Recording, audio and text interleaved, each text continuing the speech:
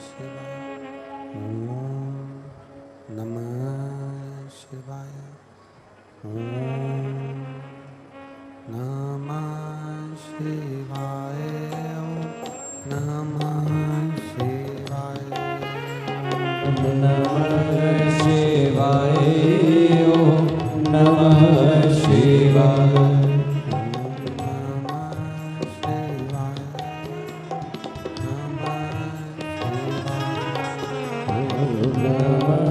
शिवाय ओम नमः शिवाय।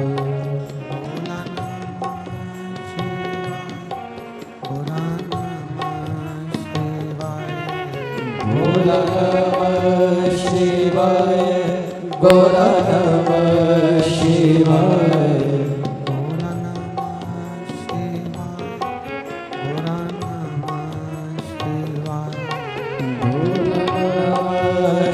शिवाय। भोला नमः शिवाय।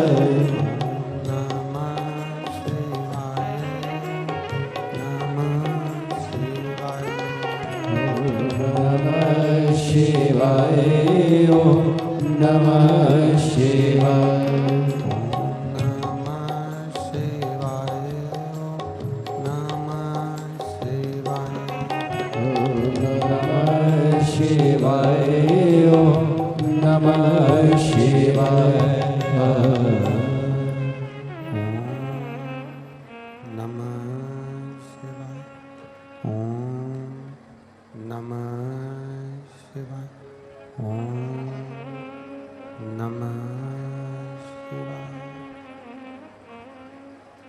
विश्वनाथ भगवान की जय। श्री महाकालेश्वर भगवान की जय। कुबेरेश्वर महादेव की जय। हर हर हर हर महादेव। हर हर महादेव हर। काशी विश्वनाथ ओगरदानी त्रिकालदर्शी कैलाशी अविनाशी भगवान शिव, जिनकी पुनीत पावन शिव महापुराण की कथा संपूर्ण विश्व के कल्याण हेतु बाबा देवादिदेव महादेव की कृपा से आप और हमको श्रवण करने का सौभाग्य प्राप्त हुआ है। बड़े भाग्यशाली हैं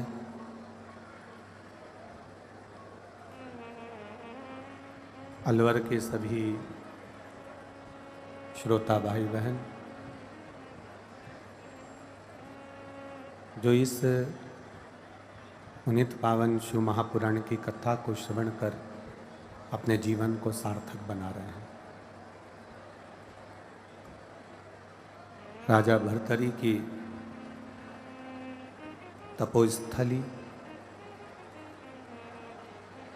जिस भूमि पर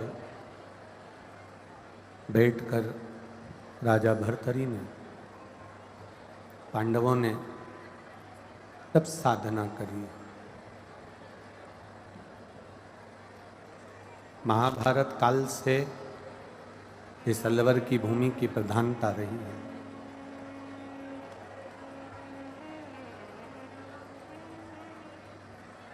धन्यवाद के पात्र हैं श्री प्रमोद विजयवर्गीय जी, श्री कपिल जी शर्मा जी, अरविंद जी खंडेलवाल जी, सत्यनारायण जी खंडेलवाल जी, श्री श्याम खंडेलवाल जी, श्री दिनेश खंडेलवाल जी, जिन्होंने 7 दिवसीय शिव महापुराण की कथा को करवाकर आप और हम सबको कृतार्थ करा। एक बार जोरदार ताली बजाकर जजमान परिवार के लिए साधुवाद था। कथा का विराम दिवस है, बहुत सावधानी रखकर कथा सुनिएगा।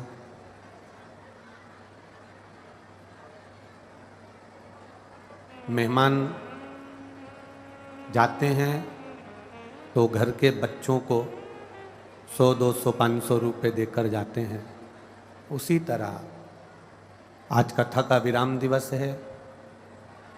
जिस कामना से आप लोग कथा को श्रवण करने आए हैं, भक्ति को प्राप्त करने के लिए, शिव तत्व को प्राप्त करने के लिए, तो मेरे भोलेनाथ भी जाते जाते आपकी झोली खुशियों से भर कर चले जाएं, यही बाबा से प्रार्थना है, यही विनती है।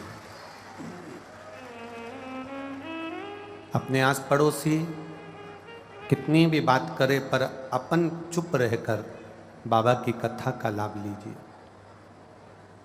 मात्र 3 घंटे की कथा में आधा घंटा आशीष भैया ले लेते हैं, 2.5 घंटा बचा है। उस 2.5 घंटे में भी जितनी आपको मिल जाए आप उसको अपने जीवन में धारण करिए। बड़ी कठिन है ये मानव की जिंदगी, ये मानव का जीवन, और इस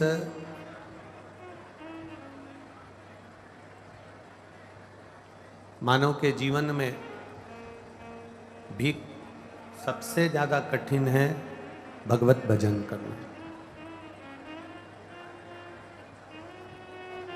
एक बात अपनी जिंदगी में उतार कर रखिएगा कि जीवन तो मिल जाता है, मानव की योनि से छूटोगे कोई दूसरी योनि में चले जाओगे, दूसरी योनि से छूटोगे कोई तीसरी योनि में चले जाओगे, तीसरी योनि से छूटे कोई चौथी योनि में चले जाएंगे। पर इन योनियों से तो हम मुक्त होते रहेंगे। पुनरपि जननम पुनरपि मरणम, जन्म और मरण की इस प्रपंच से हम बार बार छूटते रहेंगे।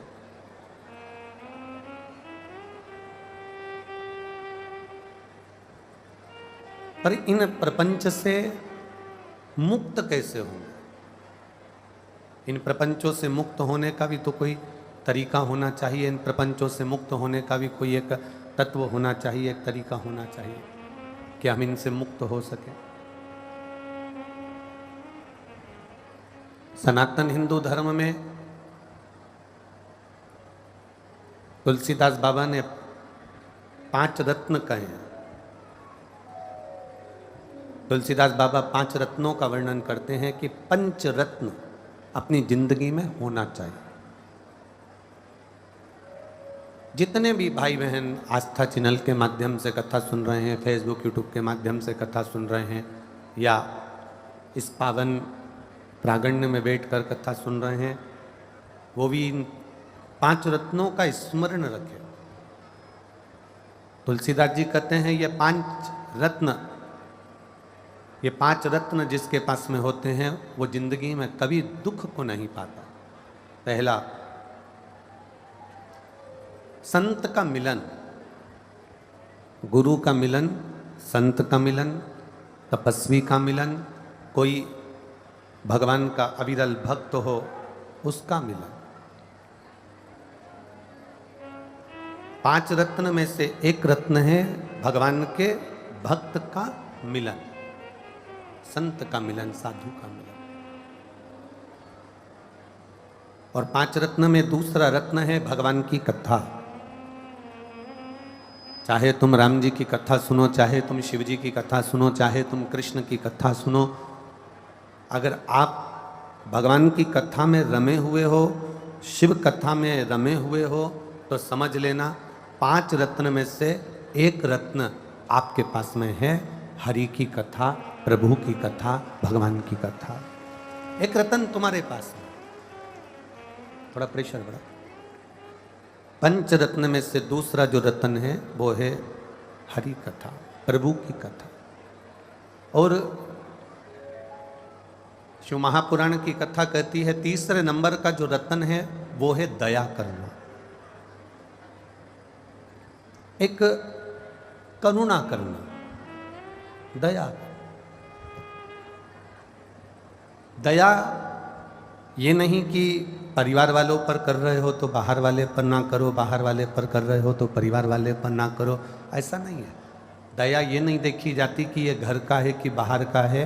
दया तो दया होती है, करुणा तो करुणा होती है। 5 रत्न में से ये तीसरा रत्न है दया, और चौथा रत्न है हमारा धर्म।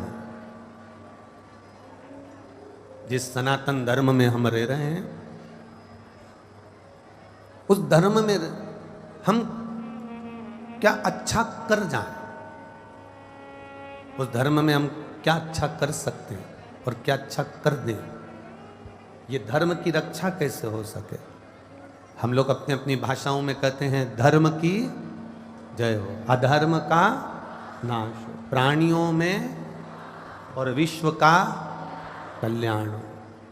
अर्थात धर्म की रक्षा की बात भी अगर कोई करे तो समझ लो कि वो पंच रत्न में से एक रत्न है हमारा। और 5वें नंबर का रत्न है उपकार कर देना।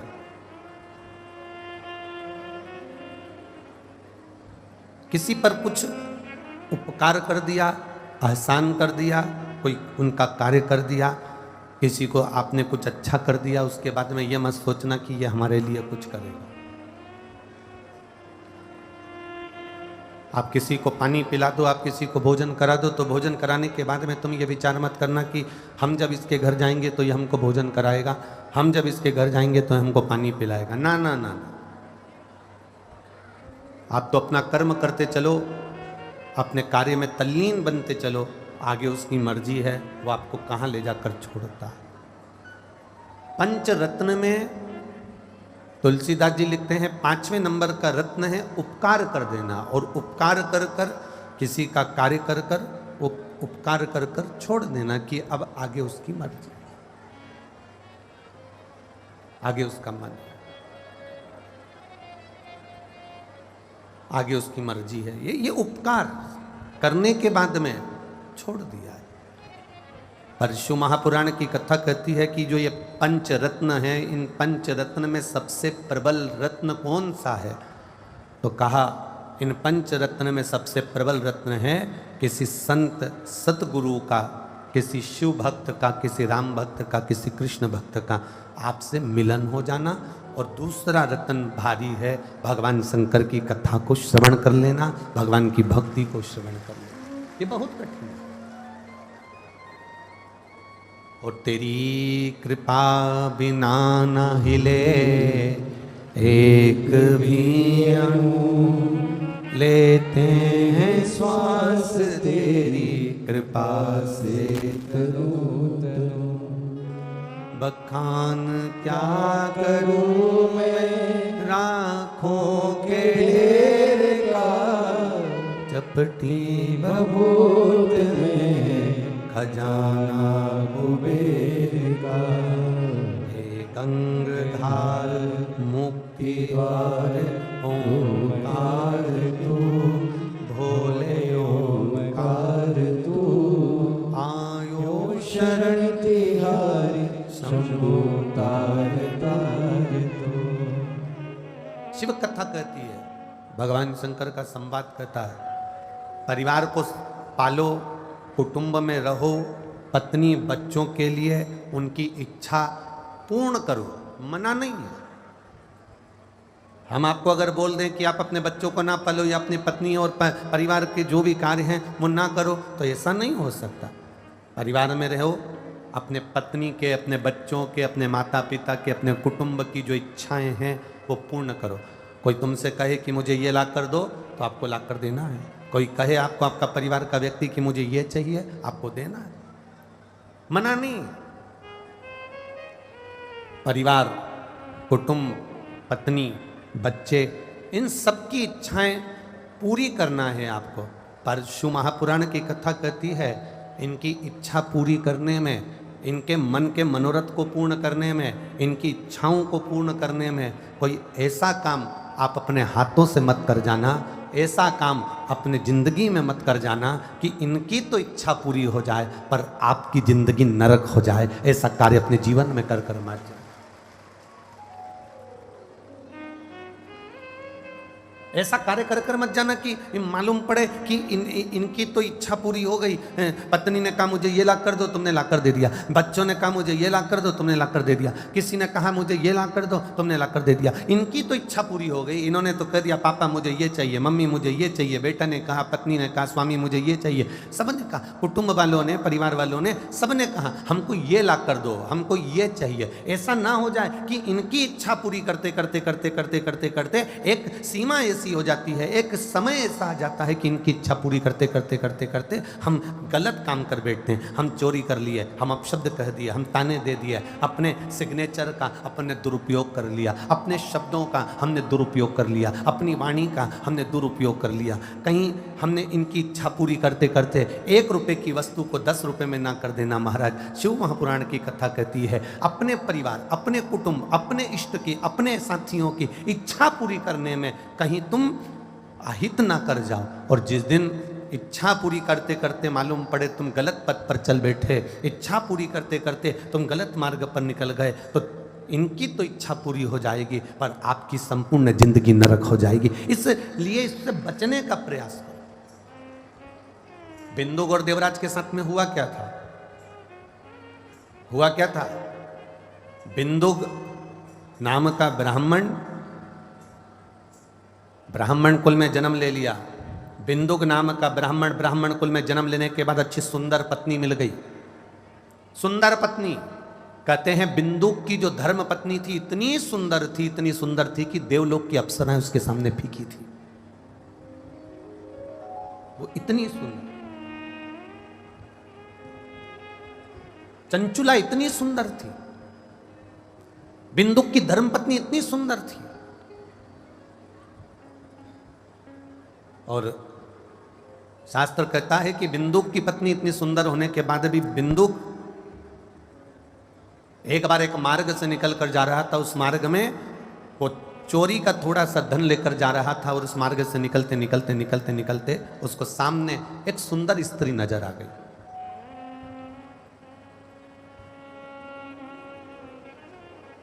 अब जरा विचार करिएगा, बिंदु की धर्मपत्नी चंचुला इतनी सुंदर थी कि देवलोक की अप्सराएं उसके सामने फीकी थी। उसके बाद भी पति को दूसरी स्त्री पसंद आ रही है। जरा समझिएगा, कई माताएं हमसे प्रश्न करती हैं, जीजियों आपका वो प्रश्न का उत्तर थोड़ा सा ध्यान दीजिएगा। कई माताएं प्रश्न करती हैं, कई जीजियां प्रश्न करती हैं, कई माताएं प्रश्न कि गुरुजी एक बात बताओ, कई कई पुरुषों की पत्नियां इतनी सुंदर होती है, इतनी सुंदर होती है, उसके चरणों को प्रणाम करती है, उसका सम्मान करती है, उसका आदर करती है। पत्नी उसके मनपसंद भोजन को तैयार करती है, पत्नी उसका आदर करती है। इसके बाद भी वो पुरुष, उसके बाद भी वो पति दूसरी स्त्री के साथ में उसको क्यों देखता, उसके साथ क्यों रहना पसंद करता? कारण क्या? जब चंचुला इतनी सुंदर थी कि देवलोक की अप्सराएं उसके सामने फीकी थी,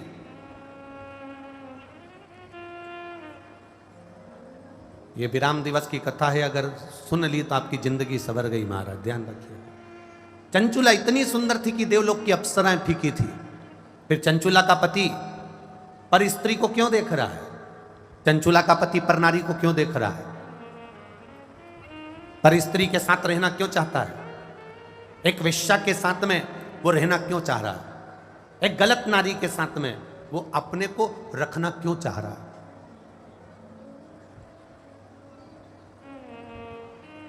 जब इतनी सुंदर धर्म पत्नी है तो फिर क्यों दूसरी जगह जाना, क्यों दूसरे को देखना? कारण क्या है? उसका एक कारण सबसे प्रबल है। आपको लगे कि ये दूसरी जगह क्यों जाता है, प्रश्न है लोगों का, तो उसका एक कारण है, जब गलत धन आना चालू होता है, जब गलत पैसा जेब में भराना चालू होता है, जब गलत तरह से कमाया गया धन घर में आना चालू होता है, जेब में आना चालू होता है। एक अंदाजा लगा कर रखना, जब तुम कम पैसे कमाते थे, बाजार से गिलकी, आलू, टमाटर, सब्जी, मिर्ची, धनिया खरीद कर लाते थे, घर में सब्जी बनाकर खाते थे। बोलो सही है कि गलत है? जम के बोलो जरा, सही है ना? अब मालूम पड़े तुम्हारा व्यापार बढ़ गया, तुम्हारे पास में पैसे की आवक बढ़ गई, अब तुम क्या करते हो? हफ्ते में एक बार अपने पत्नी बच्चों के साथ में होटल खाना खाने जाते हो। बोलो पैसा बढ़ा तो बढ़ा कि नहीं बढ़ा काम? पैसा बढ़ा तो होटल में खाना खाने जाने लगे। पैसा और बढ़ा तब क्या होने लगा? पत्नी ने कहा आज मेरा मन नहीं कर रहा रोटी बनाने का, सब्जी बनाने का, तुम एक काम करो बाजार से मंगवा लो। पैसा बढ़ा तो बाजार की सब्जी और रोटी घर में आने लगी। जब बाजार की सब्जी रोटी घर में आने लगे तो समझ लेना कि बाजार की कोई भी तुम्हारे घर में कभी भी कब्जा कर सकती है। इतना अंदाजा लगा कर बैठ, यह अंदाजा लगा कर बैठना कि सब्जी और भाजी बाजार की क्यों आ रही है। अपने घर में भोजन बनाने का स्वाद था मेरी पत्नी के हाथ में। मेरी माँ जो भोजन बनाती थी उसके आगे सब भोजन फीके थे। मेरी माँ जब दाल बाटी चूरमा बनाती थी तो 50 लोग खाकर जाते थे और उनको स्वाद आता था। मेरी पत्नी अगर जरा सा भोजन बनाती थी तो सब्जी में स्वाद आता था। आज घर के बच्चों को, आज घर के व्यक्ति को, आज घर के पति को, आज घर के लोगों को तुम्हारे हाथ का भोजन पसंद नहीं आ रहा, तो तुम कितनी भी सुंदर हो, चाहे तुम देवलोक की अप्सराओं से भी ज्यादा चंचुला देवी सुंदर थी, आखिर कारण क्या था कि बिंदु को परनारी प्रिय लगे? उसका कारण केवल इतना था कि आप ध्यान देना कि गलत धन जब बढ़ता चला जाता है, बढ़ता चला जाता है, तब व्यक्ति फिर धीरे धीरे धीरे धीरे जैसे भोजन घर का नहीं भाता, बाहर जाता है, होटल जाता है, होटल का भोजन घर आता है, उसी तरह फिर व्यक्ति भी दूसरे स्थान पर जाना प्रारंभ कर देता है। बिंदु के पास में चोरी का धन बढ़ रहा था। धन इतना बढ़ गया बिंदु के पास में, इतनी संपदा बढ़ गई बिंदु के पास में कि उसकी धर्म पत्नी इतनी सुंदर थी तो भी वो ना देख पा रहा है, उसकी धर्म पत्नी इतनी सुंदर थी उसका स्मरण ना कर पा रहा है। और आखिरी में हुआ क्या? एक जिस नारी के चक्कर में बिंदु पड़ा, और पुरुष जब धन बढ़ता है, सुंदर पत्नी को छोड़कर जब दूसरी नारी के चक्कर में पड़ता है, दोनों को अगर अंदाजा लगा कर देखना, किसी के सामने खड़ा कर देना कि ये मेरा पति इसके चक्कर में पड़ा है, मैं इसकी पत्नी हूं, अंदाजा लगा कर देखना कि पत्नी ज्यादा सुंदर होगी और जिसको उसने पसंद करा, जिसके लिए अपना घर छोड़ रहा है, जिसके लिए अपना परिवार तोड़ रहा है, जिसके लिए अपना कुटुंब छोड़ रहा है, जिसके लिए अपने बच्चे छोड़ रहा है, उसको अंदाजा लगा कर देखना। बिंदुक से वो पराई नारी ने कहा, रानी गले में जो हार पहनती है वो रानी के गले का हार मुझे चाहिए।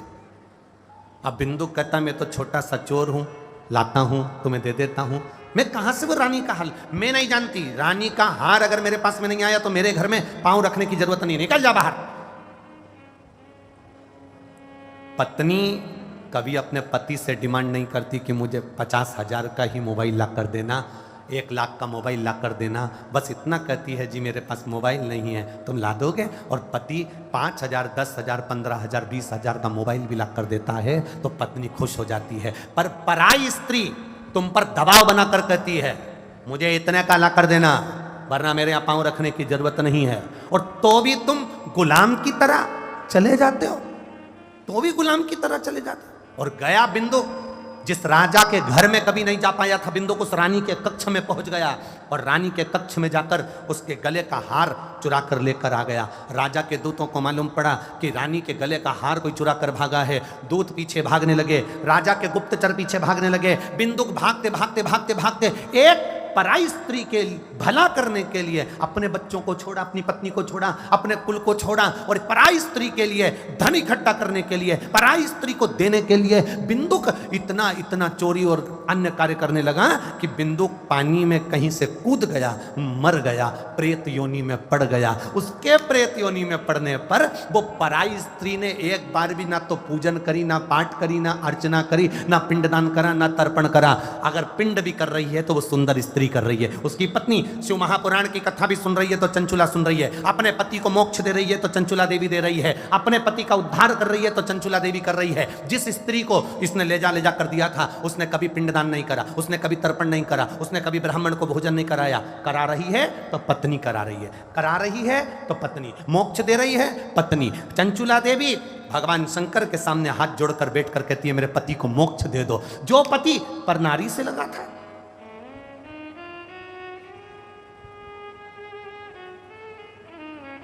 कमाओ, जितने अलवर में रह रहे हो और जितने बाहर से कथा सुनने के लिए आए हो, मैं बाबा देवादिदेव महादेव से यही प्रार्थना करता हूं, जितने लोग आस्था चैनल पर कथा सुन रहे हैं, जितने फेसबुक यूट्यूब पर सुन रहे हैं और जितने यहां बैठकर कथा सुन रहे हैं, बाबा देवादिदेव महादेव अधिक मास का समय, श्रावण का महीना, खूब इनकी झोलियों में धन देना, पर भगवान से इतना कहना कि धन ऐसा देना कि तेरी सेवा में लगे, गलत जगह नहीं लगे। वो धन गलत जगह नहीं जाना चाहिए, वो संपदा गलत स्थान पर नहीं जाना चाहिए, सही जगह पर सही पूंजी अगर पहुंच जाती है तो जीवन की सार्थकता हो जाती है। एक पत्र आया है, देखिए।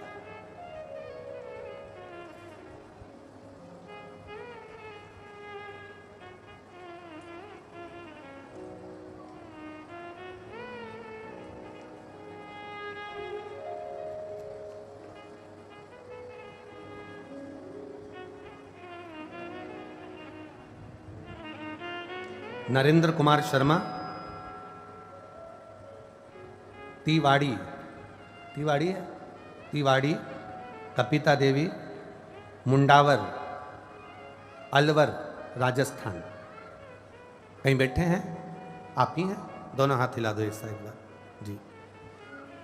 मैं नरेंद्र कुमार शर्मा, तिवाड़ी, कपिला देवी, मुंडावर, अलवर। एक बार वापिस हाथ हिला दो।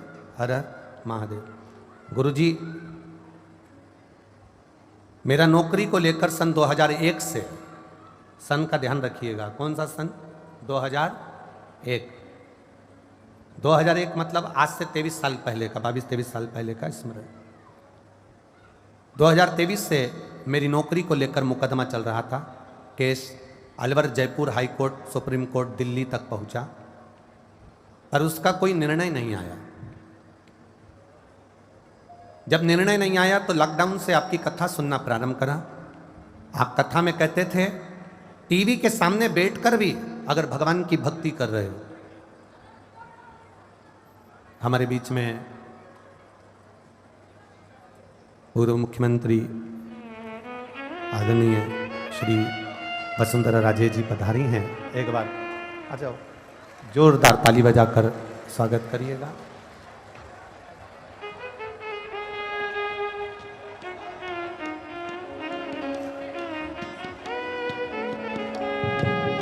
जय जय श्री राधे।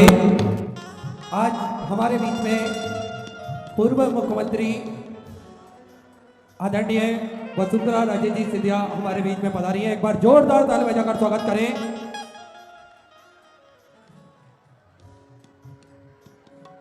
सदा धर्म की पताका को आगे बढ़ाने का प्रयास आदरणीय करते हैं। निरंतर सनातन धर्म की पताका आगे फहरे, इसी कार्य में निरंतर उनका प्रयास रहता है। व्यासपीठ की पूजन करने के उपरांत में सुंदर पूज्य गुरुदेव से आशीर्वाद प्राप्त करते हुए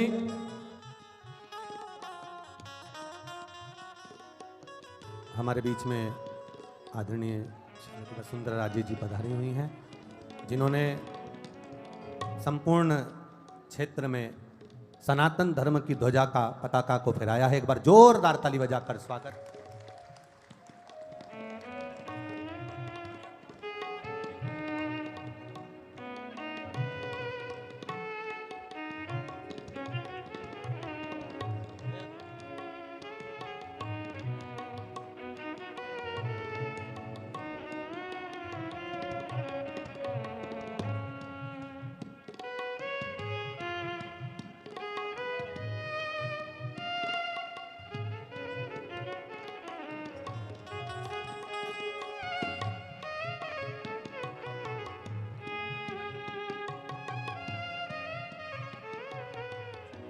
बोल काशी विश्वनाथ भगवान की।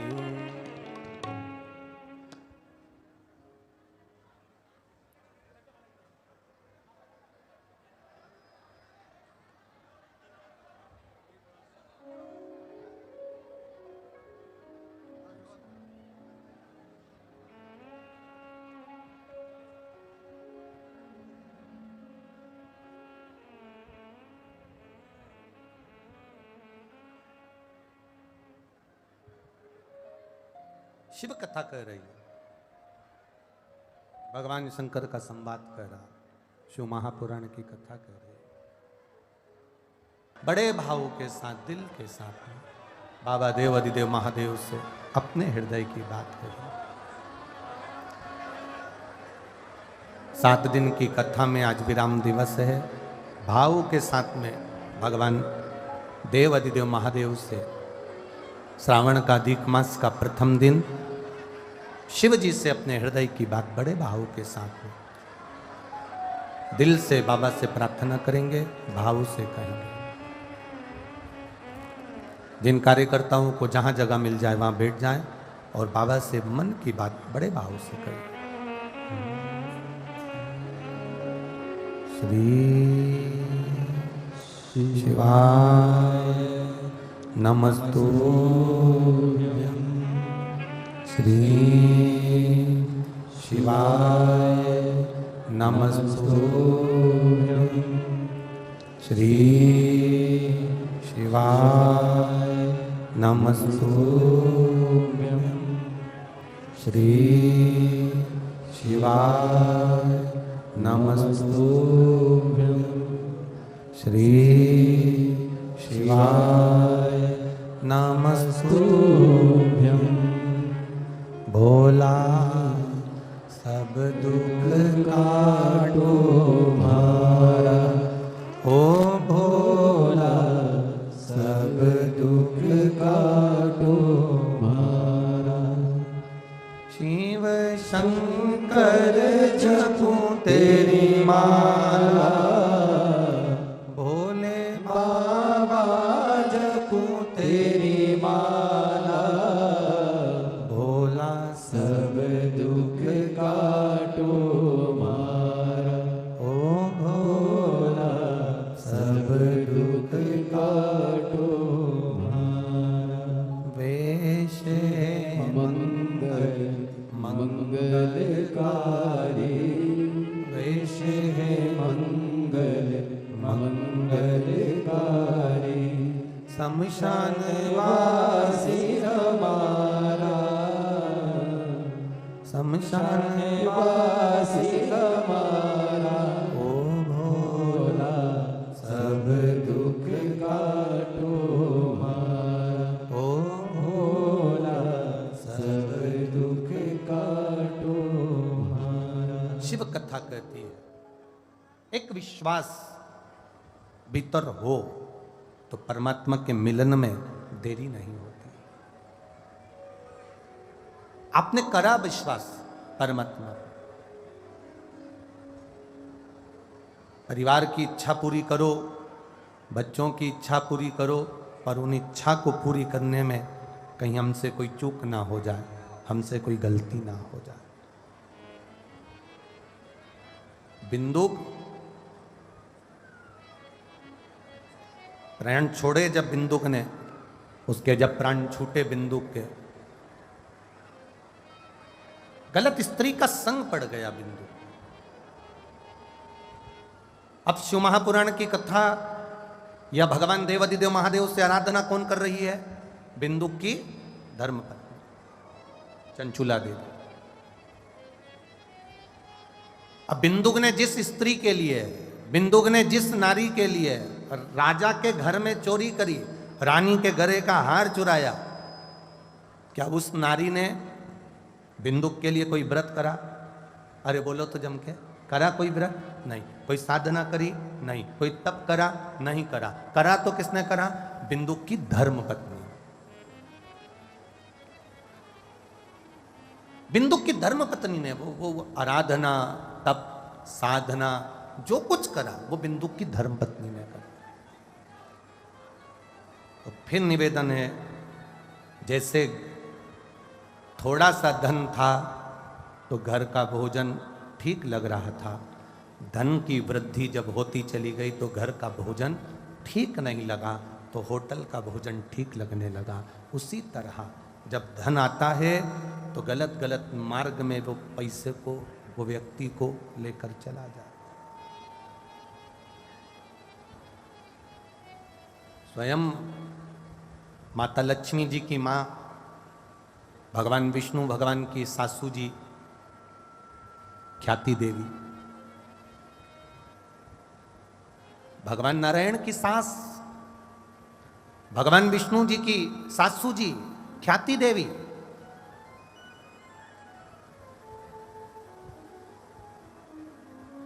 जिनका मन था कि भगवान अपनी बेटी का अगर विवाह करूंगा, अपनी बेटी की अगर मैं कहीं ब्याऊंगी, अगर मैं अपनी बेटी की कहीं शादी करूंगी, तो ख्याति देवी भगवान शंकर की इतनी बड़ी उपासक थी, इतनी बड़ी उपासक थी कि शंकर के बिना रहती नहीं थी। अभिषेक, पूजन, अर्चना, बेलपत्र से श्रृंगार, पुष्पों की पंखड़ियों से श्रृंगार, स्नान कराना, अलग अलग नदियों, तालाब, बावड़ी तक जाना, वहाँ से जल लेकर आना और शंकर भगवान का अभिषेक पूजन करना, स्नान कराना। शंकर जी प्रसन्न हो गए और देवादिदेव महादेव जब प्रसन्न हुए तो उन्होंने ख्याति से पूछा, भगवान नारायण की सासू मां लक्ष्मी जी की माता जी ख्याति देवी से पूछा, अब क्या चाहती हो, आप चाहती क्या हो? ख्याति देवी ने कहा, प्रभु बस इतनी सी बात है कि मेरी बेटी लक्ष्मी का विवाह मैं आपके साथ में करना चाहती हूं। अब लक्ष्मी जी मिलना किसको थी? देवादिदेव महादेव। ख्याति देवी ने संकल्प ले लिया, अपनी बेटी का विवाह मैं करूंगी तो देवादिदेव महादेव के साथ करूंगी, क्योंकि मैं शंकर जी को बहुत सेवा करती हूँ, आराधना करती हूँ, वो मेरा इष्ट देव है, मेरे शंभु, मैं उनके चरणों में रमी रहती हूँ। मैं अपनी बेटी का विवाह, लक्ष्मी का विवाह अगर करूंगी तो शंकर भगवान से, देवादिदेव महादेव से करूंगी। जैसे ही महादेव से विवाह की बात करी तो शंकर भगवान ख्याति देवी के सामने एकदम मौन हो गए, शांत, चुप।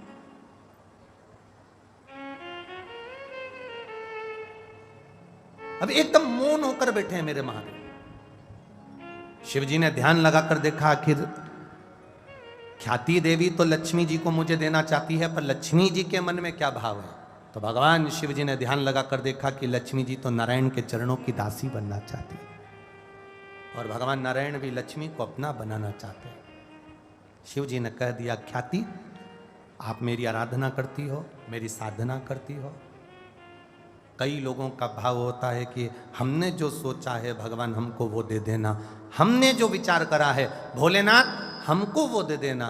कभी कभी मेरा शंभु, मेरा त्रिकालदर्शी, मेरा कैलाशी, अविनाशी, वो आपको अगर अच्छा जानता है, आपके लिए अच्छा करना चाहता है, तो कई बार ऐसी स्थिति रहती है कि आपके अनुसार भोलेनाथ नहीं देते, वो अपने अनुसार आपको प्रदान कर देते हैं, और वो जो देते हैं वो कम ना दे।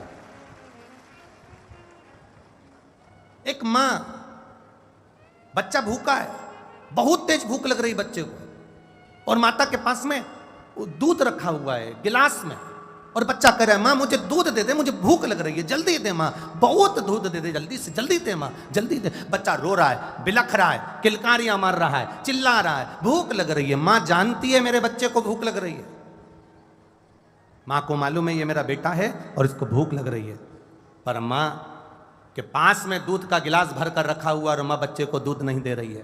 बच्चा रो रहा है, सास को गुस्सा आ गया, सास ने कहा, पास में छोरा रो रहा है, तेरे पास में गिलास भर के दूध रखा हुआ है, और तू बहू बेटे को दूध क्यों नहीं पिला देती, इसको दूध क्यों नहीं दे देती?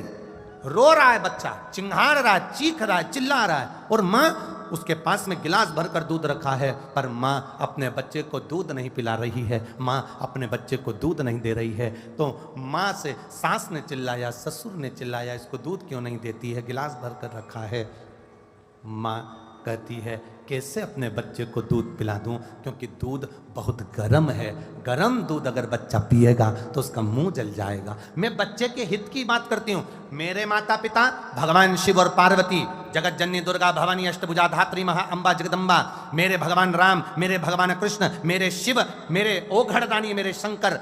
दुनिया के लोग गिड़गिड़ाते हैं, रोते हैं, आंखों में आंसू भर जाता है, हमको ये मिलना चाहिए, हमको ये चाहिए, हमको देना पड़ेगा।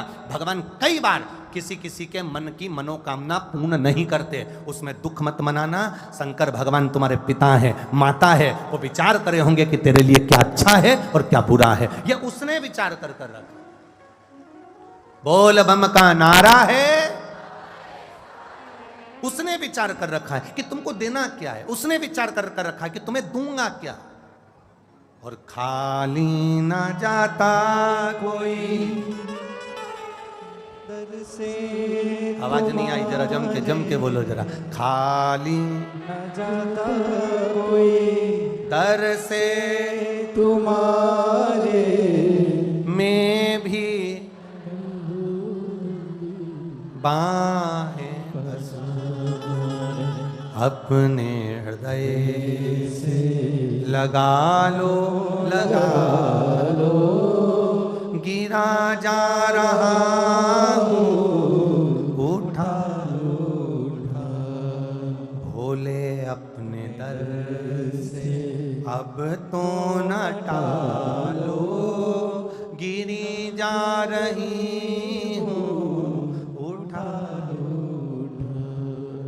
शिव की आराधना का फल यही है। आप सोचो, कई माताएं कहती हमने पशुपति व्रत करा, हमने व्रत करा, एक बार करा गुरुजी ना हुआ, 2 बार करा गुरुजी ना हुआ, भगवान हमारी सुनता क्यों नहीं है? तेरे लिए कुछ अच्छा सोचा होगा, तू उसके दरवाजे पर जाती रहे। तेरे मंदिर में आना मेरा काम है और मेरी बिगड़ी बनाना तेरा काम है। उसकी चौखट तक जाते रहो, उसकी आराधना करते रहो, शिव की भक्ति करते रहो, वो क्या ना देगा।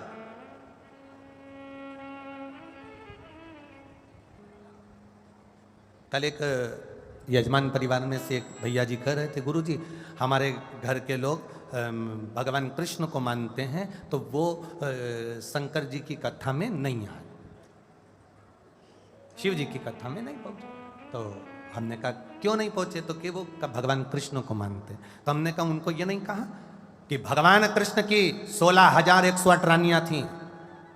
भगवान कृष्ण की जब 16,108 रानियां थी, एक भी रानी से संतान नहीं हुई, तब भगवान कृष्ण ने गर्गाचार्य बाबा को बुलवाया, उनसे पूछा मेरी एक भी रानी के औलाद नहीं है, संतान नहीं है, कुछ कृपा करिए। गर्गाचार्य जी ने कहा एक एक रानी के साथ भगवान कृष्ण तुम बैठो और शंकर भगवान का 11 दिन का अभिषेक करो। एक एक रानी के साथ बैठकर 11 दिन का अभिषेक करा, तब शंकर भगवान प्रसन्न होकर संतान होने का वर दिए। तो एक एक रानी को वर दिया, 16,108 रानियां भगवान कृष्ण तुम्हारी, एक एक रानी को इन्होंने 11 दिन तक अभिषेक करा है, तो 11 संतान होगी। 1,77,186 भगवान कृष्ण के बच्चे हुए, शंकर भगवान की कृपा से हुआ। यह शिव तत्व है, यह औघड़ी है।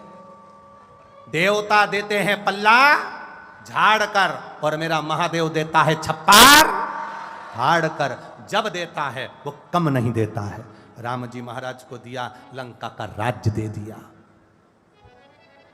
वो कहे हमारे वो भगवान कृष्ण को मानते तो शंकर की भक्ति। हम उनसे कहना चाहेंगे, भगवान कृष्ण ने पांडवों से कहा, पांडव जाओ शिव की आराधना करो, पांडव जाओ शंकर की आराधना करो। पूरे भारत की भूमि पर जितने जितने प्राचीन मंदिर हैं, एक एक मंदिर में जाकर देखना, पांडव कालीन मंदिर मिलेंगे, पांडवों के द्वारा बने हुए शिवलिंग मिलेंगे, पांडवों के द्वारा बनाए गए भगवान शंकर के स्वरूप मिलेंगे। कहीं ना कहीं जितने मंदिरों में जाओगे प्राचीन, वहां मिल जाएगा यह पांडव कालीन है, यहाँ शंकर भगवान की आराधना पांडवों ने करी थी। भगवान द्वारिकानाथ कर रहे हैं कि पांडवों जाओ शिव की आराधना करो। और स्वयं द्वारकाधीश जो गुजरात में विराजते हैं, द्वारकाधीश के मंदिर में प्रवेश करने से पहले दरवाजे पर सबसे पहला दर्शन होता है तो मेरे शंकर भगवान के शिवलिंग का होता है। तिरुपति जाओ तो तिरुमाला के शिखर पर वेंकटेश भगवान के दर्शन करने से पहले नीचे कपिलेश्वर महादेव का दर्शन होता है। नाथ द्वारा जाओ जहां मेरे श्री जी बाबा बैठे हैं, वहां दर्शन करने से पहले एकलिंग जी का दर्शन होता है। बद्रीनाथ जाओ तो वहां केदारनाथ जी का दर्शन होता है। तुम जहां जाओगे वहां मेरा शंभू पहले बैठा है, क्योंकि शंकर भगवान से देवता भी पूछते हैं ये मृत्यु लोक आपका है, ब्रह्मलोक ब्रह्मा का, वैकुंठ लोक भगवान विष्णु का, इंद्रलोक इंद्र का, पृथ्वी मृत्यु लोक शंकर भगवान का है। तो देवता भी पृथ्वी पर पांव रखने से पहले पूछते हैं कि हम यहाँ आए तो हम आपके बिना नहीं रह सकते। शंकर भगवान कहते हैं ये पृथ्वी तुम्हारी है। नारायण बोले यही तो चिंता का विषय है। भगवान नारायण कहते हैं एक बार मैं पृथ्वी पर आया, जैसे ही आया मैंने पाँव रखा तो मेरे चरण में, मेरे पाँव के नीचे एक कंकर आ गया। कंकर में मुझे शंकर नजर आ रहा था, इसलिए मैंने पृथ्वी पर पाँव रखना बंद कर दिया। भगवान नारायण ने पृथ्वी पर आना बंद कर दिया। जैसे ही पृथ्वी पर आना बंद हुआ, भगवान विष्णु का शंकर भगवान को चिंता व्यापी तो भोलेनाथ जी ने नारायण से पूछा, आजकल तुम हमसे मिलने पृथ्वी पर नहीं आते? भगवान विष्णु कहते हैं, प्रभु आने का तो बड़ा मन होता है, पर आऊं तो आऊं कैसे? चरण रखता हूं, कंकर में शंकर दिखता है, कैसे आऊं?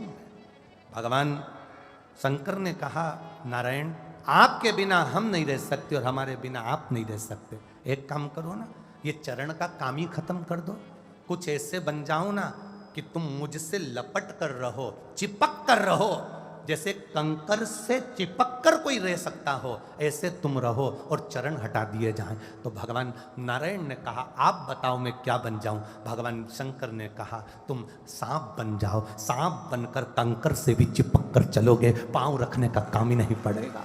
मेरे नारायण सर्प बन गए, शिव जी के गले में एक सांप पड़ा रहता है, दुनिया के लोग कहते हैं वासुकी, शंकर भगवान के गले में पड़ा हुआ है। स्मरण रखना, भगवान शंकर के गले में जो सांप पड़ा वो मेरे नारायण है, स्वयं शिव के गले में 24 घंटे पड़े रहते हैं, क्योंकि नारायण के बिना शिव अधूरे हैं और शिव के बिना मेरे नारायण अधूरे हैं। ये अधूरता मेरे बाबा दया करना, मैं तेरे भरोसे हूँ, मेरे बाबा दया करना, मैं तेरे भरोसे ना घर के भरोसे हूँ, ना परिवार के भरोसे हूँ। आप भी बोलो, ना घर के भरोसे, ना परिवार के भरोसे हो, भोले बाबा दया करना, मैं तेरे भरोसे, मेरे बाबा दया करना, मैं तेरे भरोसे हो। आप उसके सहारे तो रहो, आप उसके आश्रित तो रहो। शिव महापुराण की कथा कहती है, अपनी मेहनत को पूर्ण तरह से करो, अपने कर्म को पूरी तरह से करो। जितनी मेहनत कर सकते हो, इस शरीर की जितनी कैपेसिटी है उससे 4 गुना ज्यादा मेहनत करो, और मेहनत के साथ में मेरे देव अधिदेव महादेव पर भरोसा करो। पृथ्वी पर रहते हो, पृथ्वी के देव अधिदेव महादेव पर भरोसा करो, विश्वास करो। पर दुनिया के लोग उसको मानते कहाँ, लोग कह देते ये तो पत्थर है, दुनिया के लोग कह देते हैं ये तो ऐसा है। दुनिया के लोग, कई लोगों ने तो शंकर भगवान को गंजेड़ी कह दिया, बंगेड़ी कह दिया, नशेला कह दिया। फिर निवेदन करूंगा, लोग कहते हैं पार्वती जी शिव जी को भांग घोट कर पिलाती है। शिव पुराण कहती है, मेरे भारत की नारी अपने पति को मल के तंबाकू खाने को नहीं देती, तो मेरी पार्वती महादेव को भांग नहीं देती। ये तो दुनिया का भ्रम है। कौन पत्नी अपने पति को तंबाकू मल कर देती है? कौन पत्नी अपने पति को पाउच फाड़ कर देती है? कौन पत्नी अपने पति को चिलम लगा कर देती है? कौन पत्नी अपने पति को नशे की वस्तु देती है? जब मेरे भारत की नारी अपने पति को तंबाकू नहीं देती, तो मेरी माता पार्वती महादेव को कोई भांग नहीं देती। ये निश्चितता है, ये तो दुनिया का भ्रम है। शंकर जी को भांग पिला दो, शिव जी प्रिय हो जाएंगे। अरे अंदाजा लगा कर देखो, जब मंथन हुआ था, उस मंथन में सबसे पहले गौ माता निकली थी, गौ माता के बाद विष निकला, विष देवादिदेव महादेव को दिया। शंकर भगवान ने जो विष को गले में लेना चाहा, पार्वती जी ने हाथ पकड़ लिया भोलेनाथ जी का। क्या कर रहे हो नाथ, ये कालकुट विष है। शिव जी कहते हैं मुझे ये विष पीना है। क्यों? देवता अमृत पिएंगे और तुम विष? भगवान शंकर कहते हैं मैं बड़ा हूं, मैं बड़ा हूं। बड़े से मतलब ये सब देवता मेरे सामने के हैं, मैं इनसे बड़ा हूं, इसलिए विष मुझे पीना पड़ेगा। तो तुम विष पियोगे? हाँ।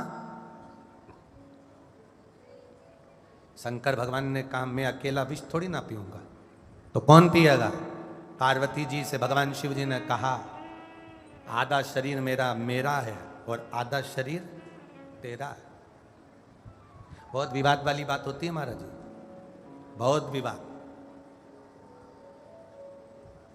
गिरिराज पर्वत को किसने उठाया था? जम के बोलो जरा। भगवान। अच्छा जम के तो बोलो, तुम बोलने में धीरे। किसने उठाया था? भगवान कृष्ण ने। पर हकीकत क्या है? क्या भगवान कृष्ण पर्वत को उठाए हैं? हकीकत क्या है? विवाद हो गया एक बार संतों का आपस में, बहुत भयंकर विवाद हुआ और उस विवाद को सुलझाने में समय लग गया।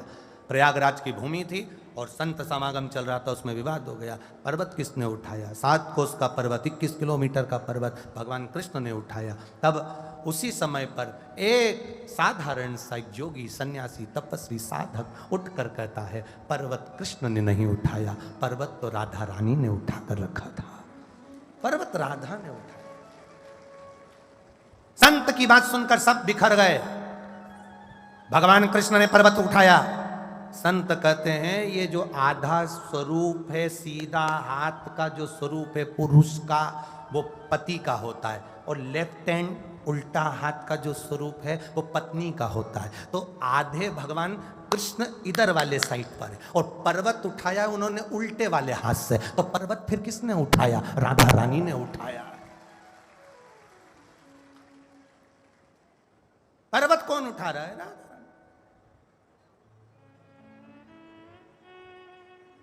कछु माखन को बल बड़ो, कछु गोपियन को साथ, राधा जू की कृपा से गोवर्धन लियो।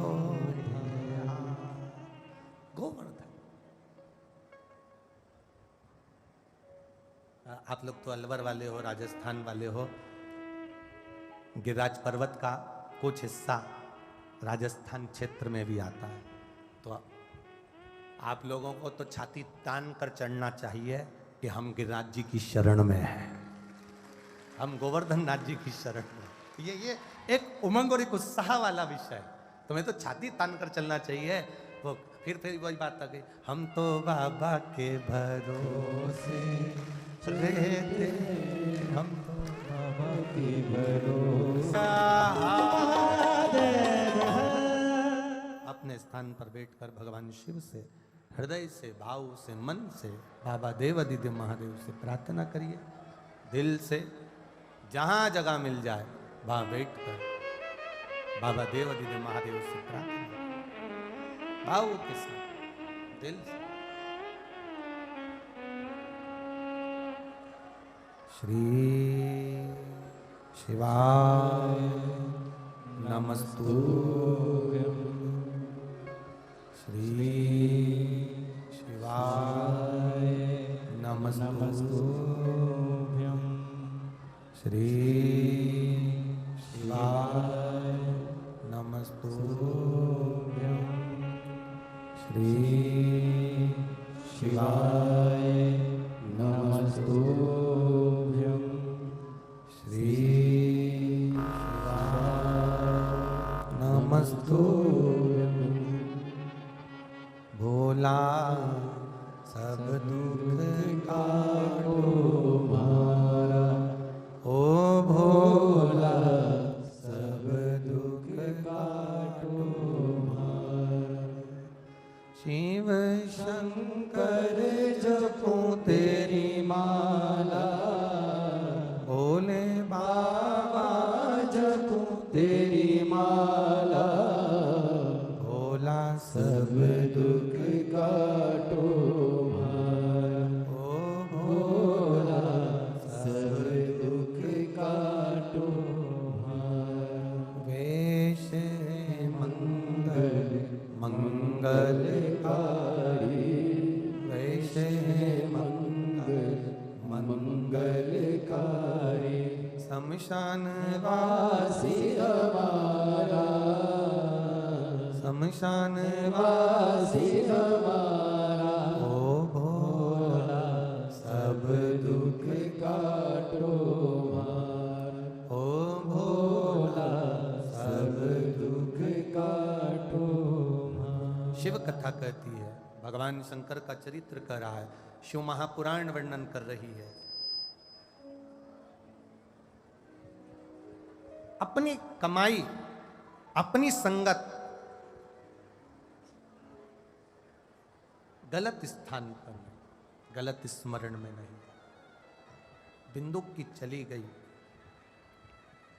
चंचुला देवी को कष्ट हुआ, रोई, बिलखी, शिव तत्व को धारण करा, कैलाश धाम चली गई। तो मरुका जी से उसने कथा सुनी अपने पति की मुक्ति के लिए, मोक्ष के लिए। एक बात, कल एक प्रसंग परसों के दिन कहा था, लकुलेश अवतार का। शिवजी का एक अवतार है लकुलेश, जिसमें भगवान देवाधिदेव महादेव सिर पर जटा बांधे हैं, त्रिनेत्र हैं, त्रिपुंड है, भस्म है, शरीर पर कोई वस्त्र नहीं, कोई वस्त्र नहीं है। एक हाथ में खप्पर है, एक हाथ में उनके एक छड़ी है, लकुलेश। और बाबा देवाधिदेव महादेव ने जो लकुलेश अवतार धारण करा था, उस लकुलेश अवतार का उनके 4 शिष्य के दरवाजे पर जाकर शंकर भगवान ने माता पार्वती के साथ में भिक्षा मांगी। पहले स्थान पर जब भिक्षा मांगने के लिए गए तो भिक्षा जिसके दरवाजे से मांगी थी, उसने कह दिया था, हम आपसे लेकर आपको दें, ये श्रेष्ठता नहीं।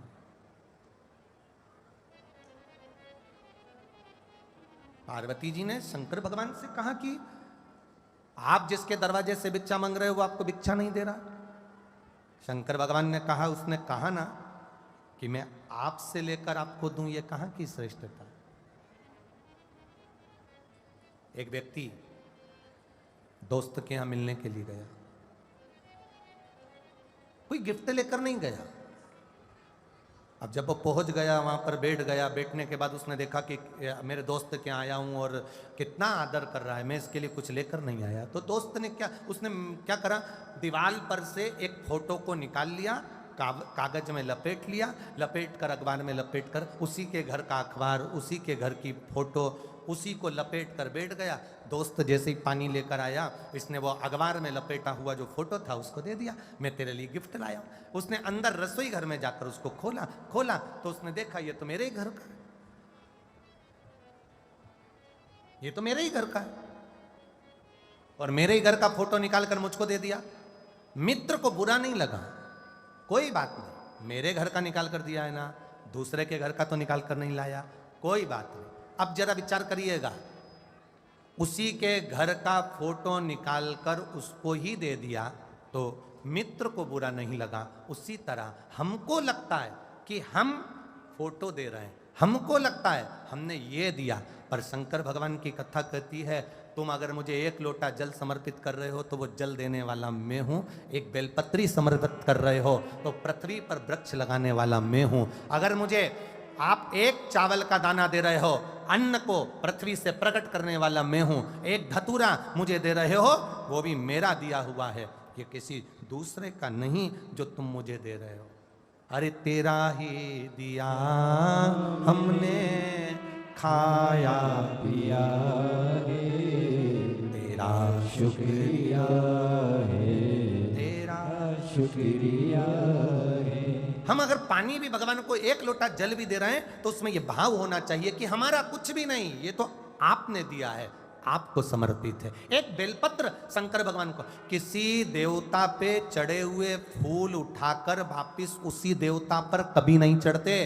केवल एक देव अधिदेव महादेव ऐसे हैं जिन पे चढ़ी हुई बेलपत्र उठाकर वापिस महादेव पर चढ़ जाती है तो वो क्रोध नहीं करते, वो आनंद की राशि है। महाराज अलमस्त है मेरा शिव, अलमस्त है मेरा देव।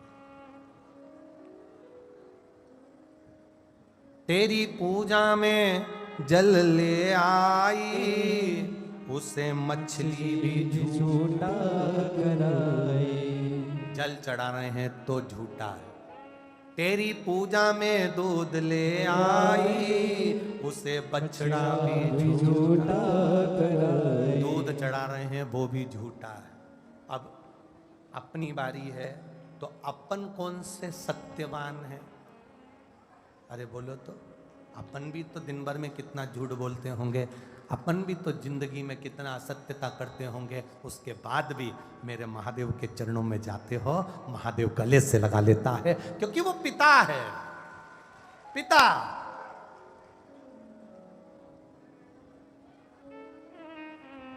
परम पिता है, हमारे अवगुणों को एक कोने में पटक देता। लकुलेश भगवान एक जगह से भिक्षा मांगने के बाद लकुलेश भगवान दूसरी जगह पहुंचे, दूसरे दरवाजे पर। ये बचपन की भिक्षा थी, अब आ रही है जवानी की भिक्षा।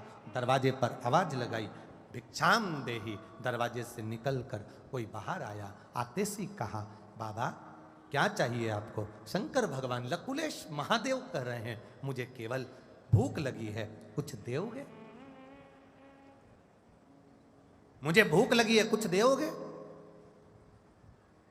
अंदर गया भिक्षा देने वाला वो भक्त, अंदर गया और अंदर जाकर अंदर से केवल एक पात्र में केवल जल लेकर आया। अकेला जल एक पात्र में लेकर आता है और पात्र में जल लाकर देवाधिदेव महादेव के उस खप्पर के अंदर जल देने को आतुर हो गया।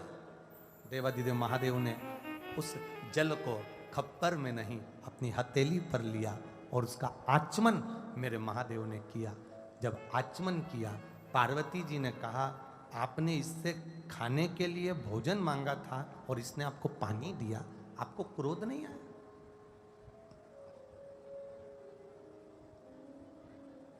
कभी कभी समझना भी चाहिए कि गुस्सा शिव जी को क्यों नहीं आया। हो जाता है कभी कभी। एक बार एक भगवान देवऋषि नारद भगवान नारायण को लेकर घूमने के लिए निकले और घूमने निकले भगवान नारायण, तो नारायण और नारद जी दोनों निकले और दोनों निकलते निकलते पहुंचे और पहुंचने के बाद एक सेठ जी के दरवाजे पर उनको भूख लगी तो भोजन मंगा। भिक्षाम देई, भिक्षाम देई। सेठ जी बाहर निकल कर बोले, हाँ आओ, तुम्हारा पिताजी रख कर गया है, भिक्षाम देई, भिक्षाम देई, सुबह से मांगने आ गए, चलो निकलो यहां से बाहर जाओ। सेठ जी ने धक्का मार के निकाल दिया। अब सेठ जी ने भयंकर धक्का मारा और निकाल दिया। नारद जी को गुस्सा आ गया। नारद जी ने कहा, प्रभु घोर अपमान हुआ है, श्राप दे दो, इसकी सारी दौलत मिट्टी में मिल जाए। कितनी सारा धन दौलत है, एक अन्न का दाना नहीं दे सका। श्राप दे दो इस सेठ जी को, इसकी पूरी मिट्टी में मिल जाए दौलत। भगवान नारायण ने पीछे पलट कर दोनों हाथ उठाकर कहा, भगवान तेरे घर में 4 चौगुना धन दे, संपदा दे, 4 चौगुना और धन भर जाए। देवऋषि नारद को गुस्सा आ गया, नारायण ये निर्णय तुम्हारा बेकार है। उसने धक्के मारे, गाली दी, अपशब्द कहा और तुम उसको आशीर्वाद दे रहे हो कि 4 चौगुना धन बढ़ जाए। भगवान बोले मेरी मर्जी, चल आगे। देवऋषि नारद आगे बढ़े। दरवाजे पर फिर आवाज लगाई एक बूढ़ी अम्मा के घर पे, बूढ़ी बुजुर्ग माता के दरवाजे पर, माता भिक्षाम देई। बूढ़ी माँ ने उनके लिए 2 आसन लगाए। माँ बोली, देखो बाबा जी, मेरे पास भोजन तो नहीं है पर गाय का दूध रखा है, एक ही गाय है मेरे यहाँ, बहुत अच्छी है, उसी का दूध मैं आपको दे देती हूँ। गाय का दूध लाई, 2 गिलास दूध दिया, दोनों ने पिया, दोनों चलने लगे। देवऋषि नारद ने भगवान नारायण से कहा, प्रभु कितनी अच्छी माँ है, इसको आशीर्वाद दे दो, खूब आगे बढ़े, खूब उन्नति करे, खूब कृपा बरसे, आशीर्वाद दो ना प्रभु। भगवान नारायण पीछे मुड़े, दोनों हाथ उठाकर भगवान नारायण ने कहा, जा तेरी गाय मर जाए, तेरी जो गौ माता है उसके प्राण छूट जाए। देवऋषि नारद को क्रोध आ गया, क्या हुआ? वो सेठ जी ने धक्का मारा, गाली दी, अपशब्द कहे, उसको कहे 4 चौगुना धन बढ़ जाए, और जिसने तुमको दूध पिलाया, जिसने तुम्हारी आदर करा, आसन दिया, सम्मान किया, उसके लिए करो तो तेरी गौ माता मर जाए। उसके पास एक ही तो गौ माता है, वो मर जाएगी। भगवान ने तुरंत देवऋषि नारद ने नारायण के चरण पकड़ लिए, ऐसा निर्णय क्यों करते हो? भगवान बोले, अरे नारद, तू मेरी लीला नहीं समझ सकता। वो सेठ जी को मैंने 4 चौगुना धन बढ़ने का इसलिए कहा क्योंकि सेठ जी दान नहीं कर पाए। इसके यहाँ जितना जितना धन बढ़ेगा उतनी इसकी आसक्ति बढ़ेगी, आसक्ति बढ़ेगी तो पैसे पैसे में रमा रहेगा। जब मरेगा तो अगला जन्म सांप का पाकर उसी तिजोरी के आसपास पड़ा रहेगा, इसलिए मैंने उसको धन बढ़ने का आशीर्वाद दिया। और इस बूढ़ी माँ को उसकी गौ माता मर गया, ऐसा क्यों कहा? भगवान बोले इस बूढ़ी माँ ने मेरी सेवा करी, आराधना करी, इसका कोई नहीं है केवल एक गाय के सिवा। अगर इसके मरते समय गौ माता इसके सामने होगी तो इसके प्राण उस गौ माता में अटके रहेंगे कि गाय का क्या होगा, गाय का क्या होगा। तो ये मुक्ति नहीं पाएगी, अगला जन्म गाय का पा जाएगी। मैं चाहता हूं कि ये मुक्त हो जाए, अगला कोई जन्म ना पाए और मेरे चरणों में पड़ी रह जाए। इसलिए मैंने गौ माता से इसको मुक्त कर दिया, इसकी मुक्ति कर दी मैंने। अभी अगला जन्म ना गाय का पाएगी ना किसी और का पाएगी, ये मेरी हो जाएगी। थोड़ा लगता है। शंकर भगवान से पार्वती जी ने कहा इसने आपने इससे भोजन मांगा और आपने इसको पानी दिया, उसने जल आपको दे दिया, ये कहाँ का तरीका है? आपको अगर भोजन मांगा था तो भोजन देना था। शंकर भगवान बोले होगा कोई कारण, होगा कोई कारण। फिर पूछा देवादिदेव महादेव ने उस भक्त से, तुमने मुझे जल क्यों दिया, तुमने मुझे जल क्यों पिलाया? भक्त कहता है प्रभु मैंने अपने गुरु के मुख से सुना था, एक आचमनी जल अगर किसी को दे दिया जाता है, केवल एक आचमनी जल किसी को पिला दिया जाता है, एक गिलास जल, एक कटोरी जल, एक आचमनी जल अगर किसी प्यासे को पिला दिया जाता है तो पृथ्वी पर 1000 कुएं, बावड़ी, तालाब खुदवाने के बराबर पुण्य प्राप्त हो जाता है। इसलिए मैंने जल पिया। एक आचमनी जल का फल क्या है ये लकुलेश शिव पुराण कर रही, लकुलेश का वर्णन कर रहा। एक आचमनी। फिर गए भोलेनाथ, वापिस मेरे भोले बाबा, वापिस मेरे शिव, मेरे ओघड़ी, मेरे दयालु, मेरे दातार, मेरे शंभु। फिर चले तीसरे स्थान पर भिक्षा मांगी है, तीसरे स्थान। एक बात अपने जिंदगी में उतार कर रखिएगा, भगवान लकुलेश महादेव ने 4 स्थान पर भिक्षा मांगी पार्वती जी के साथ जाकर। 4 शिष्य उन्होंने बनाए जिनका नाम था कौरुष्य, गर्ग, मित्र और कुशिक। लकुलेश भगवान ने चारों के दरवाजे पर से भिक्षा मांगने के बाद अपने स्वरूप को एक शिवलिंग के रूप में स्थापित किया जिसका नाम कायावरोह, जिस शिवलिंग का नाम कायावरोहनेश्वर के नाम से उज्जैनी में विराजमान हुआ। कायावरोहनेश्वर एक ऐसा शिवलिंग, कायावरुणेश्वर एक ऐसा शिवलिंग स्वयं लकुलेश भगवान ने अपने स्वरूप से प्रकट किया। हम एक बात कहें तुम लोगों से, स्मरण में रखिएगा अपने जीवन में, जब इस शरीर में कोई भारी रोग हो जाता है, काया का कोई रोग हो गया, चर्म रोग हो गया, चमड़ी सफ़ेद पड़ने लगे, या कोई रोग काया से जुड़ा हुआ कोई कैंसर जैसा भी रोग हो जाता है। एक पत्र आया है, देखिए उस पत्र में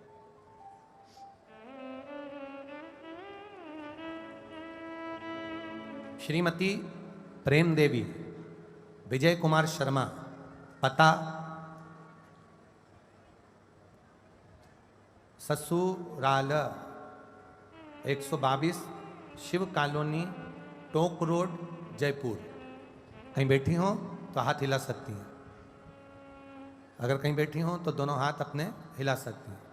श्रीमती प्रेम देवी, विजय कुमार, कहीं बैठी हो तो हाथ हिला सकती हैं। श्रीमती प्रेम देवी, विजय कुमार शर्मा, पता है 122 शिव कॉलोनी, टोंक रोड, जयपुर। और उनका मायका यहीं का है, ये तो ससुराल का पता है, और मायका है गुरग गुरग चका हरसोली अलवर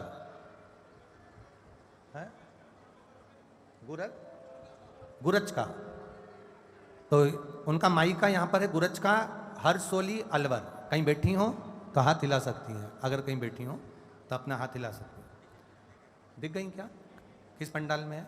अच्छा, सामने वाले पंडाल। ऐसा हाथ हिला तो दीजिए तो दिख जाओगे। हाँ ठीक है, ठीक है, नजर आ गया, ठीक है।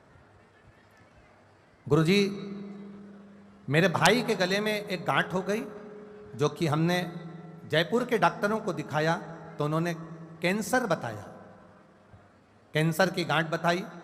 हमने डॉक्टर का इलाज चालू कर दिया। डॉक्टर साहब ने उनको ऑपरेशन का कह दिया। ऑपरेशन जल्दी कराना था क्योंकि गांठ बढ़ती जा रही थी। तब क्या करते, हम उनकी छुट्टी कराए और थोड़े दिन के लिए घर ले आए। बाबा देव अधिदेव महादेव पर भरोसा कर कर आप कहते हो दवाई भी खाओ, इलाज भी करवाओ और शिव जी की भक्ति भी करो। बाबा से प्रार्थना कर कर एक लोटा जल, एक बेलपत्र शिव को चढ़ाना प्रारंभ करा और वही हमारे भाई को खिलाना प्रारंभ करा। बाबा की कृपा से हम कैंसर की गठान का ऑपरेशन कराने के लिए वापिस जयपुर के हॉस्पिटल में गए तो बाबा की कृपा से डॉक्टरों ने कहा इनकी गठान गल चुकी है और इनका कैंसर समाप्त हो चुका है। गठान गले में नहीं थी। ये शिव तत्व है। और घड़ी एक अविरल भक्ति के साथ में, एक विश्वास के साथ में, एक दृढ़ता के, प्रेशर बड़ा प्रेशर, एक भक्ति के साथ में, एक दृढ़ता के साथ में, एक भरोसे के साथ हम शिव तत्व को प्राप्त करें।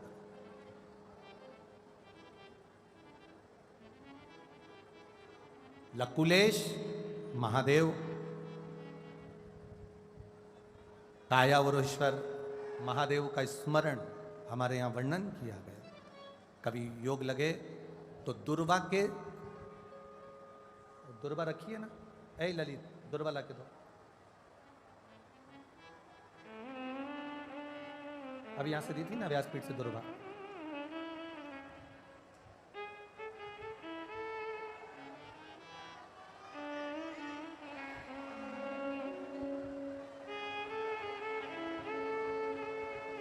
बुद्ध लकुलेश भगवान की।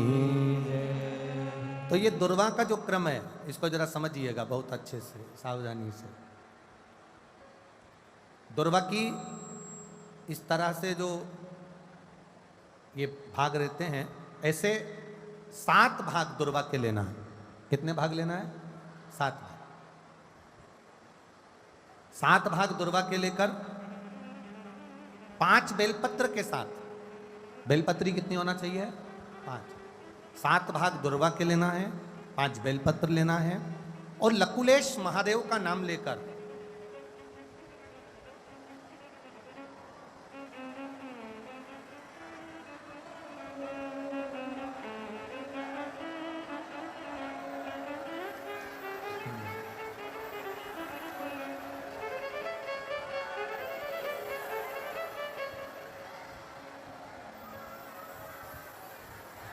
बोल काशी विश्वनाथ भगवान की जय।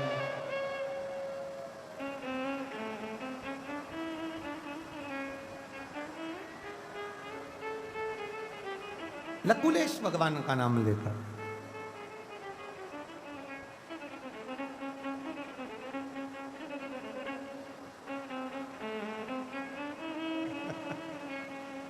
अरे लुटा दिया भंडार काशी वाले ने कर दिया माला काशी वाले ने।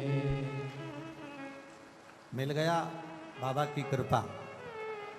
विराम में लुटा दी उसने आपके ऊपर बहुत कृपा। ठीक है, हर हर हर हर शिव कृपा का वर्णन महाराज। 7 दुर्वा, 5 बेलपत्र, लकुलेश महादेव का स्मरण कर कर, भगवान शिव का स्मरण कर कर, शंकर भगवान पर प्रदोष या सोमवार की अष्टमी या शिवरात्रि के दिन भगवान देवाधिदेव महादेव के शिवलिंग के ऊपर अपने हृदय की कामना कर कर भगवान शिव को समर्पित करें। बाबा देव अधिदेव महादेव को समर्पित करो। वो सुख का देने वाला है।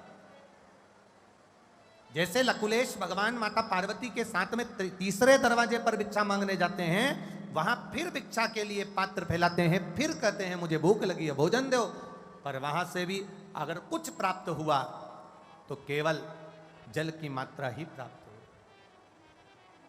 पर चौथा स्थान लकुलेश भगवान का ये सा था जहां से उन्होंने भिक्षा मांगी तो उनको भोजन भी मिला, महाराज जल भी मिला, और वहां से उनको आदर भी प्राप्त हुआ।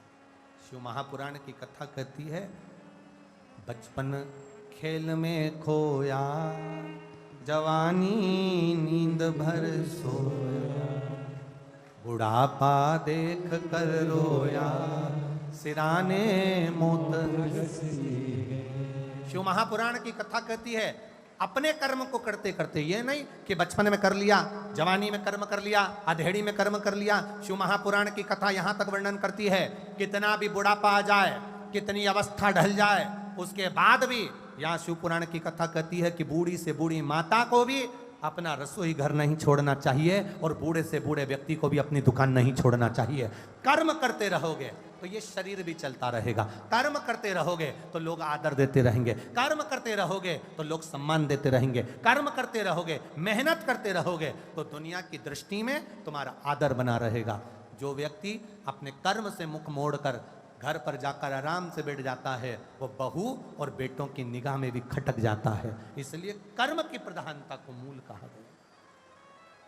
करो मेहनत, और मेहनत कर कर भगवान शंकर की भक्ति का स्मरण करिए, शिव भक्ति की ओर अग्रणी होइए,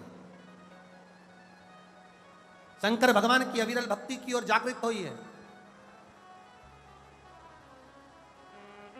4 स्थान पर मेरे देवाधिदेव महादेव ने भिक्षा को मांगा है। 4 स्थान ऐसे जहां भिक्षा को मांगा। शिव कथा कर रही है, भगवान शंकर का संवाद कर रहा है। 4 स्थान पर भिक्षा मांगने के बाद भी मेरे देवाधिदेव महादेव माता पार्वती जी के साथ में, आनंद के साथ में, मां जगत जननी के साथ कैलाश पर विराजमान होते।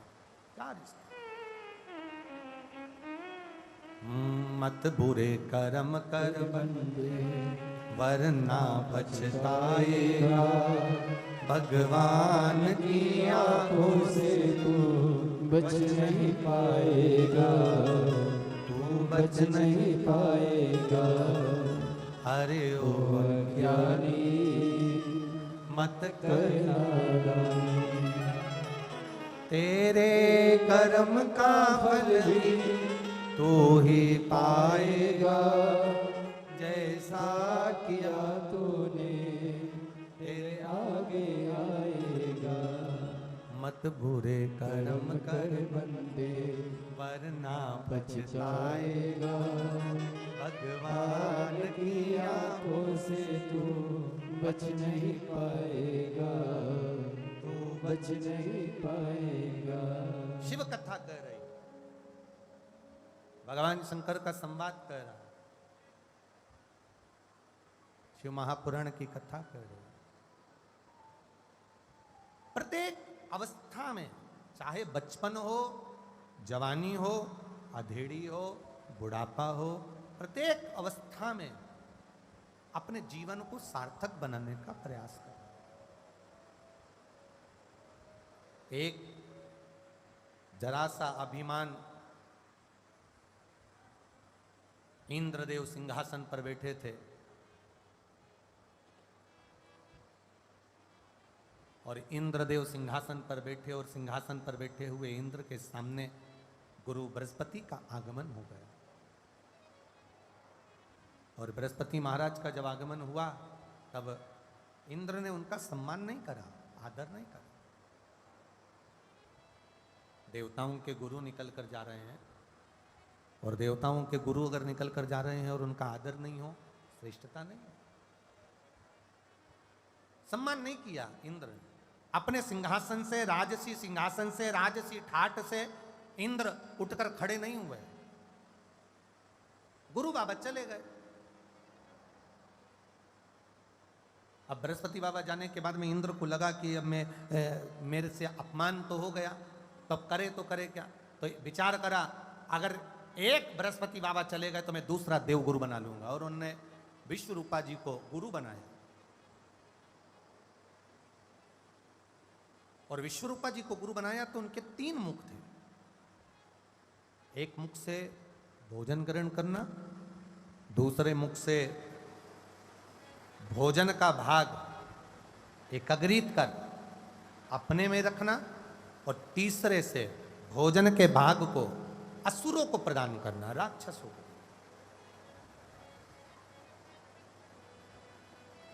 अपने जीवन काल में,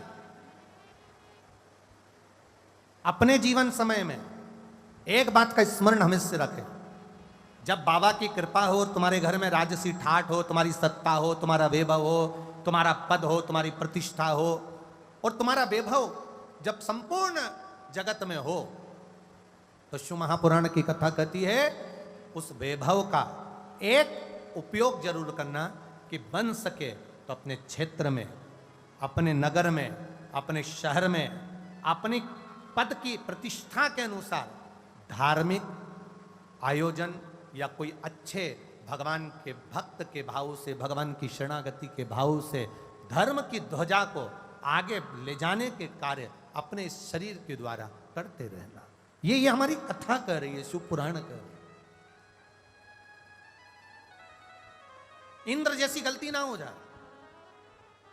इंद्र ने बृहस्पति बाबा का अपमान कर दिया, और बृहस्पति बाबा का अपमान कर कर इंद्र पुनः दूसरे गुरु की स्थापना कर दिया कि देवताओं के गुरु अब विश्वरूपा जी रहेंगे। विश्वरूपा जी ने भाग तो ग्रहण कर लिया, भाग तो ग्रहण कर लिया, पर विश्वरूपा तो विश्वरूपा। दोनों जगह मिले हुए थे, वो देवताओं से भी मिले हुए हैं और असुरों से भी मिले हुए हैं। तो देवताओं से तो भाग लेते थे और असुरों को दे देते थे।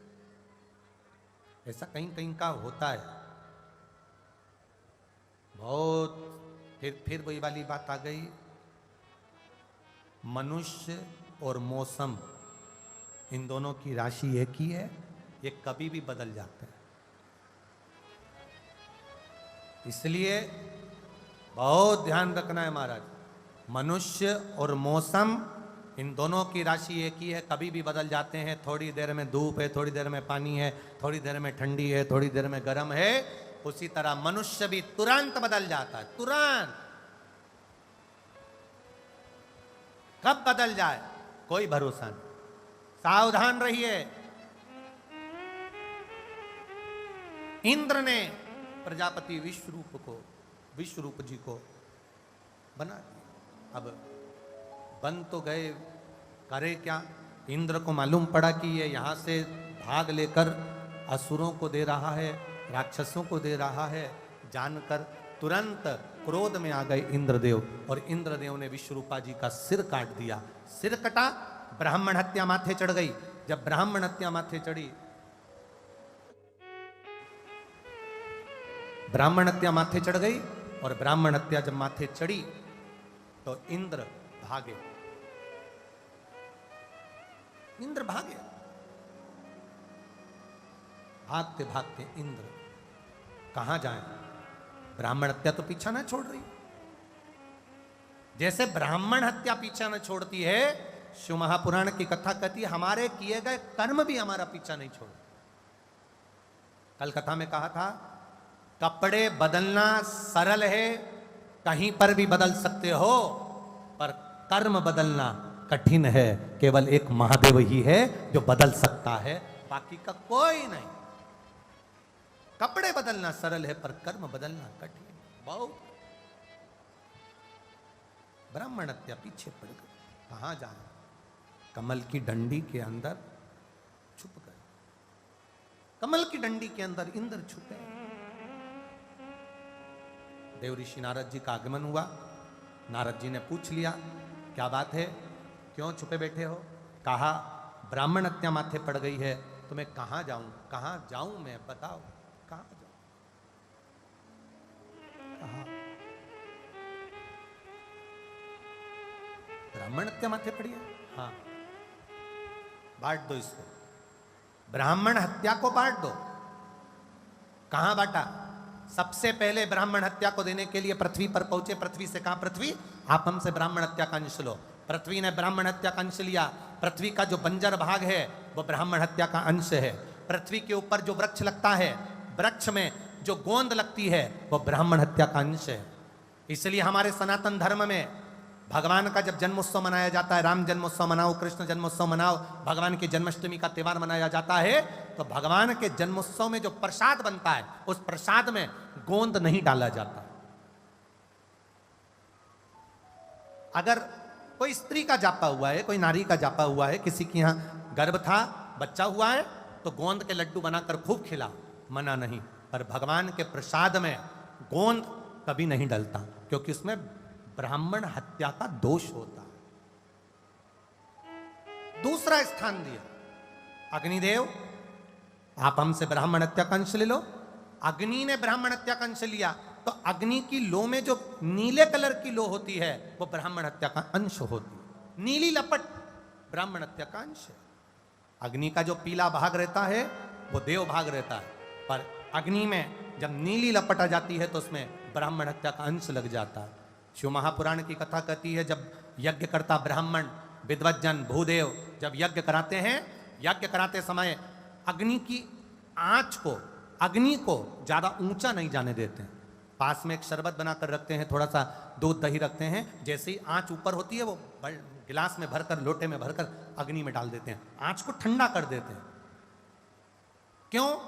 अगर यज्ञ की अग्नि ऊंची जाएगी, उसमें नीली लपट आ गई तो वो ब्राह्मण हत्या लग जाएगी, इसलिए उस अग्नि को सीमित रखा जाता है। तीसरा स्थान दिया जल को, हे जलदेव आप हमसे ब्राह्मण हत्या का अंश लीजिए।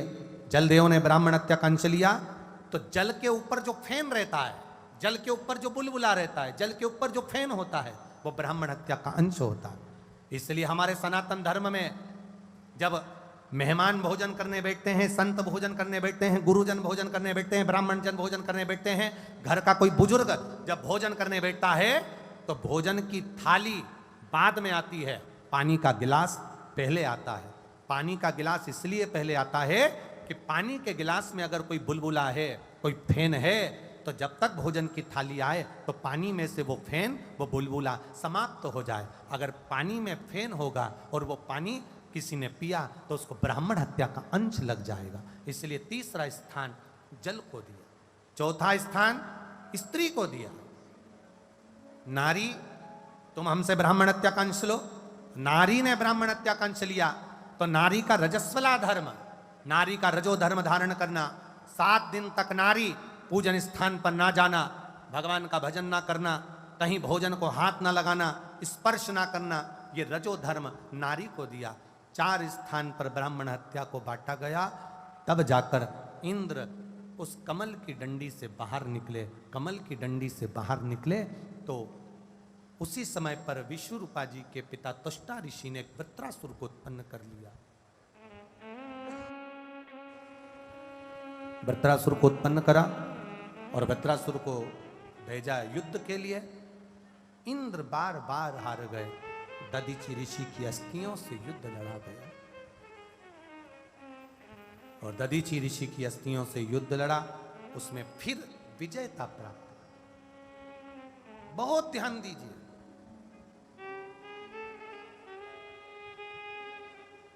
किसी युद्ध में जा रहे हो, किसी कंपटीशन में जा रहे हो, शंकर भगवान पर चढ़ी हुई एक बेलपत्र का स्मरण कर कर जाइए, एक लोटा जल चढ़ा कर जाइए, उसका फल प्राप्त हो।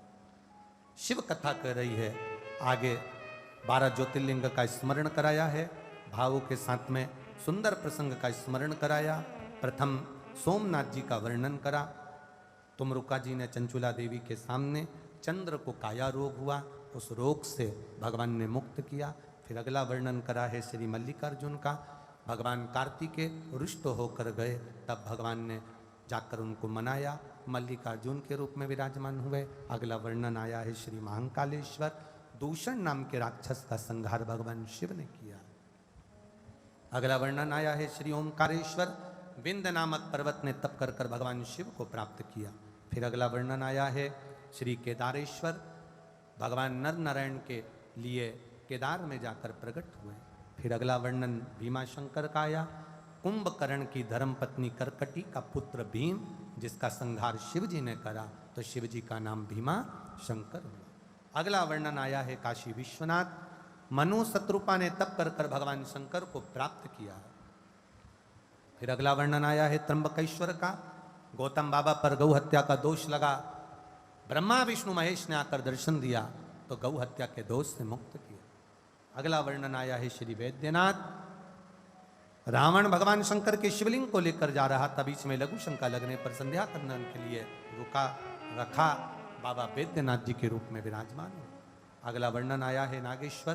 दारुक नाम के राक्षस के संहार करने के लिए भगवान प्रकट हुए। फिर अगला वर्णन आया है श्री रामेश्वरम। भगवान राम जी ने लंका पर विजय प्राप्त करने के लिए शिवलिंग की आराधना करी। फिर वर्णन आया घृष्णेश्वर। सुधर्म नाम के ब्राह्मण की पत्नी भूष्मा रुसुदेहा,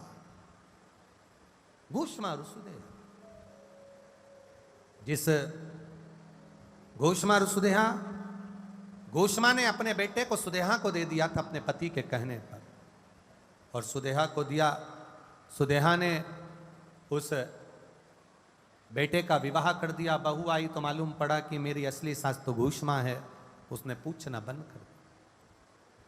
बंद किया। क्रोध आ गया, बेटे के टुकड़े टुकड़े कर कर तालाब में डाल दिए। तालाब में डाले।